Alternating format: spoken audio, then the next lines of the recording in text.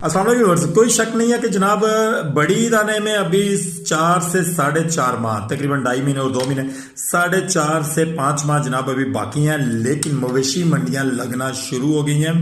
आप इस्लामाबाद के गिरदो नवाह में देखेंगे तो कुछ जो बायर्स हैं वो इस्लामाबाद में पहुंच चुके हैं और इस वक्त जो दोंदा बकरा है उसके रेट का, जो चोगा है उसके रेट का, जो छिग्गा है उसके रेट का, इसी तरीके से दोंदा वेड़ा, चोगा वेड़ा और छिग्गा वेड़ा, इन तमाम के रेट जो है वो मार्केट में आ चुके हैं। बोली जो है वो कोई लोगों के जराए के मुताबिक हमारे पास जो खबर आई है बताया जा रहा है कि बोरियों के मुंह खोल दिए गए हैं कि हमें जो है वो जानवर दोंदा चाहिए, जो